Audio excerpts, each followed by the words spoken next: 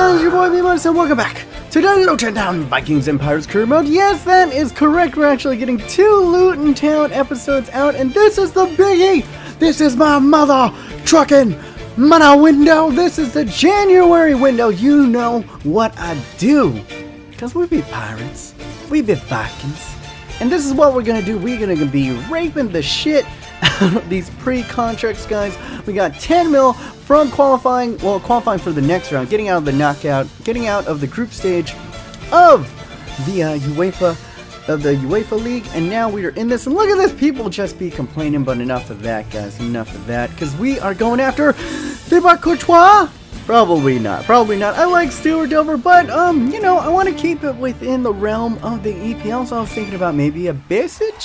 Maybe a Basic. I don't know why I'm pronouncing it like that, but let's get a little basic. And you know I gotta go after Emre Can. Contract expiring, 24 years old. What an absolute coup that would be to steal him away from Liverpool, guys.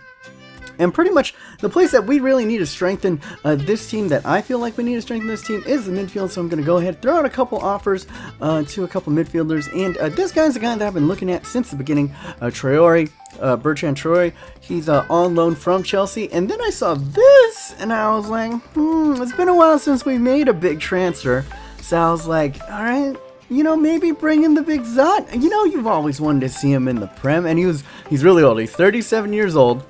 So I was like, maybe I'll bring him in. Maybe we'll bring him for 2 mil. Let's see what's cheap. And a lot of offers coming in for Stuart Dover, but I'm going to reject all offers in the future. And Pat Vieira was wincing a little bit earlier, saying you're not getting enough playtime. Can we discuss wages? So I'm going to give him everything he wants, plus 2K in the wages. Give him crucial first team. Give him everything that he can possibly want. And look at this, guys. I wonder if that's going to work out well for us. Let me think. Well, we will see about that. But look at this, guys. Contract offer accepted by Bisic right here. And we're going to go ahead. Will we accept or will we stall? Let's see what other offers we get. And we do get Emre Can, who was my first choice. So we're going to go ahead and definitely accept that. We are bringing in the German into this squad, as well as Traore, the Chelsea winger. We're going to go ahead and bring him in. Blistering pace on that kid. And continuing. But right there, Oscar declining, and Courtois, we didn't even really get one for him, so I ain't mad at that.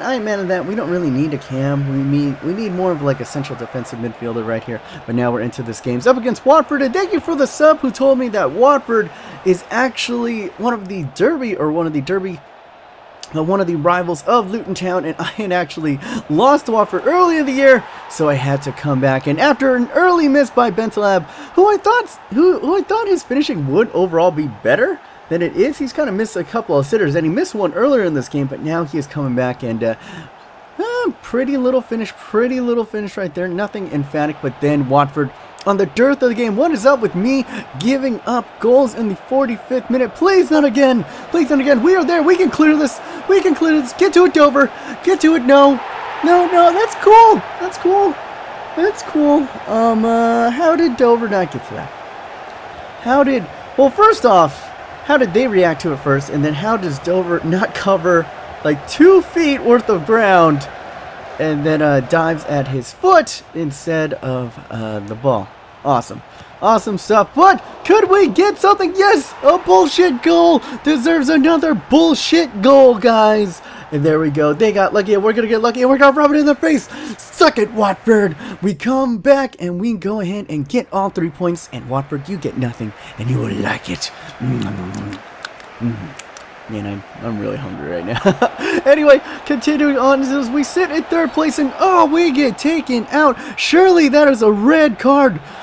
And it is right there. Woo! Really early in the game, as you can see, 3rd minute into the game, Musa Sissoko, arguably their best player FIFA-wise, gets taken out. But we still couldn't get anything past 10-man Newcastle until the 90th minute. We still get nothing against Newcastle, as Tim Krul is going to boot it and toot it. And guys, I mean, we're sitting in 3rd in the league, but it has not been a good season for us. We definitely played better last year in our first season in the BPL, so this is a little bit weird. I don't know what it is. We have better players, but we just aren't playing as well. I don't know what it is. But as you can see right here, my bugaboo team, everybody has a bugaboo team. Shanty Sports can't beat Everton, and for some freaking reason, I can't beat Norwich in the cap. Although this is the FA Cup, and look at that finish! Out of nothing! He finds just an inch of space, and he puts it perfectly into the side netting, and once again, we are down early against Norwich, but could we come back and, oh my... Barkley and Bentaleb were pre-contracts, and I thought they were just going to take this team to the next level, but both of them really haven't, I don't know, they really haven't delivered, guys. Until right here, can we get something right here? And it wasn't the new boys, but it's the old boys. Turner making up for his outstanding miss in the Europa final last year, but he's actually come on and scored some crucial goals right here, and you can see that this one, while placed well, is more lucky than anything. Watch the defender's legs. Actually, if he would have stayed the same with his legs, he would have blocked it, but just moves it out of the way. Thank you very much, Norwich defender right there. And then it would basically, end in a tie, which means we're going to have to replay them again. Oh, can't Norwich. Just go away. Just go away. I hate playing you so much. But here we go. Offering for Jack Grealish. He hasn't been growing, so we're going to go ahead and give him a season-long loan. Try it again, see if he'll grow, because I really want to keep him onto this team. But now we're going up against second in the league, Chelsea, with Tottenham in first place as we sit in fourth. That draw did bump us down a little bit behind Manchester United. But then we were in, but Barbo put away, and Thibaut Courtois was like, hey, why don't you give him trying to get me a pre-contract? And I'm going to tell you why, Courtois, because I am on the loose right now. 95th minute breakaway, Solanke, fresh legs, got the pace, got the no! You magnificent beast, Courtois. Maybe we do have to give a pre-contract. Apparently offended we didn't offer him the pre-contract. A monster save! And I thought I was going to sneak one away from Chelsea, but we will get a draw. And we'll apparently like it, and then we have to play freaking Norwich City. But before that, as you can see right there, really quickly, sorry, I cruised past that, but yeah, PSG wasn't having that. They were keeping Zala. I guess it was a little bit of a pipe dream, but who cares, as we are back into this, and our new boys, man, Damari Gray, probably the best out of our new signings, but not very good right there. And we're gonna whip it in. Could we get something? 120 minutes. We're in extra time. We go for the audacious bicycle kick, and I was so mad. This is real time. This is how quickly I go. I'm like, fuck it. Screw it. We're going, and I'm gonna monster these free kicks. Look, I was so mad, and I'm one of those people that I'm not a rager, guys. I don't really get mad all that much, but look at this. This is as close to raging as I get, guys. Because I was hyper-focused. I'm one of those guys that plays better when I'm mad, because I put every single one of these goddamn penalties. When I remember I joke around by top right, every single one of these penalties, top right, top shelf stuff. And remember, we already got one save down, and I'm like, screw you guys, I know you're going to be cheeky. We saved two! Stuart Dover has saved two, so I just got to put this one away. And then we are done and dusted. Kim Soo Beam! The laser beam, of course it had to be him. The loyal Korean puts us past freaking Norwich City. Suck a huge bag of dicks, Norwich City. Suck all of them. Suck all of them. I hope I don't have to play you ever again in this career mode. I'd be perfectly fine with it. But look at this. Finally, I switched up. I was playing around with the tactics a little because I'm using the same tactics as I'm using in Pokemon career mode, but it's not working with this 4-3-3 formation, so gonna go ahead and switch it up, and it pays dividends very early on. Beautiful little dummy run by Boateng right there, pulling defenders away and freeing up Boateng, and then we are through. Boateng once again is through. He's gonna cut back. He's gonna get past one defender, goes across, goes for the shot, gets taken down, and he stays down. And this is going to be crucial because Boateng has been in great form this season, and you know it's bad when you got that ambulance bus out there. And I mean, we have good depth on this team, but Boateng was such a great player, really rescuing us in games, and he was such in form, and that does not look good. Clanging into his knees right there, and instantly going down. Hopefully he is not out for too long, because that can really change the dynamic of this team right here. But there we go, Ross Barkley cutting inside, hits it over the top with the cheeky chip. He doesn't get it, but Boateng! Oh, not Boateng, what am I talking about? Ibarbo with the pirate drop kick right there. Look at him, Victor Ibarbo. Oh my goodness.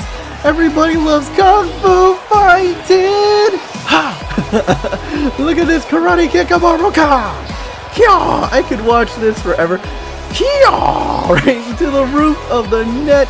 Oh my goodness. This is one of the most fun goals that we have scored some absolutely ridiculous fun goals in this career mode, but that one might just be up there. I don't know, that's top three as we get past Sunderland, and that would be the final game of this. And this is what the new tactics netted me, guys. 8 shots and 8 shots on target.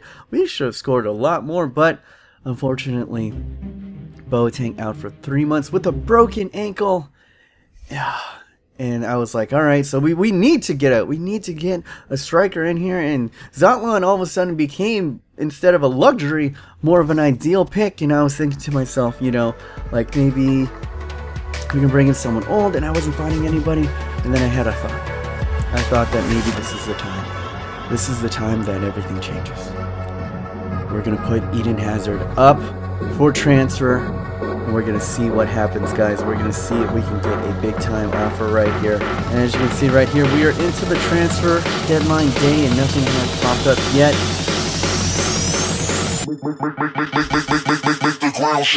Oh, here we go! PSG, you know they got the money, and I said it a long time ago. There was a prophecy. I said 70 mil. I'm going to sell them for 70 mil. And we're going to see if PSG is going to go ahead and accept this right here. We're going to move it forward by 1. Do they accept? They do. They have accepted. They're going to go ahead for 72 to bring Eden Hazard back to France. And oh my goodness, the player is sold right there. This changes everything. And we get not only that 72 mil, but we also get that humongous bump in wages right there. As you can see, player sold right here. We get 60 into the wage budget, and I was going to go on a spree. And you guys know Paul Pogba, not exactly, you know, he's not in the EPL, but technically he was a EPL star at one point with Manchester, and rumors that he's coming back, and he's away on a pre-contract. So we're going to go ahead and get him. We're going to go ahead. This one I'm not too sure about. We're just basically, with all this money, I went a little bit crazy. I saw Bale was on an expiring contract, so I was like, I'll throw it out there and I'll see what happens. And then Sturridge, there were so many great players that were on freaking expiring contracts. And then I thought to myself, maybe bring in Memphis Depay. Technically, now he's a good young EPL talent. Let's go ahead and offer Nathan Redmond, see if we can entice him. And I was just shotgunning offers out there. We're going to go ahead. We need a striker right now, so we're going to go ahead and with that money, try to purchase Harry Kane. This is twofold. If we purchase him, not only do we get a good young striker, but we also get, we pull away a very good talent from league leaders, Tottenham in the league right now. And of course, another guy that I've always wanted since the beginning, all these players. Remember when I said in the beginning, I said, I want to make a team of the best young talents in the BPL. It's all coming to fruition right now, giving offers for Divock Origi, Harry Kane, and even Raheem Sterling. Oh my goodness, this team has come from so far from League 2, having nothing, having a budget of under $1 million, to now going after some of the biggest names, the biggest talents in the EPL. We're going to make a goddamn super team of the best young talents. And let's see, we're going to go ahead and advance it right here. We're going to move forward. There we go. Some big offers accepted. Spurs accepting the offer for Harry Kane, young Harry Kane. We're going to go ahead and offer him a crucial first team. He's going to be starting 5 years. And let's see if he accepts on personal terms. Can we bring the Lord Redeemer over here? Paul Pogba accepting. Oh my goodness. Can you imagine on a pre-contract? We're not going to get him until next year. And Sturridge accepting. He's 29, but he's still got, you know, maybe like 2-3 good years out of them. And remember, you guys might be thinking like, this is insane. You're bringing in so many ridiculously good players. And guys, I have to, because the ultimate goal of this series is to compete for UEFA glory. I want to be the best team, not just in England, but in the world, and that's why we got to bring in big talents like Raheem Sterling right here. They have accepted, and you know Liverpool wanted to get rid of this guy pretty quickly. And here's the thing, guys, here's the thing. Gareth Bale didn't accept it right away, so I'm going to go ahead and with the wages, we got a lot of wages back when we sold Hazard as well, and I'm thinking, you know, maybe we bring him in and use him. As you can see, he's 29 years old. Use him for a year or two, and then maybe sell him off for a good profit, as well as we go ahead and look at these, and we're going to go ahead and put in another offer. But we only have money for about one more player, so I'm thinking either we get Divock Origi or we get Bale. Gareth freaking Bale. Of course, he started his career at Southampton at a small club, so it would only be fitting if he returns and finishes his career at another small club right there. And there we go!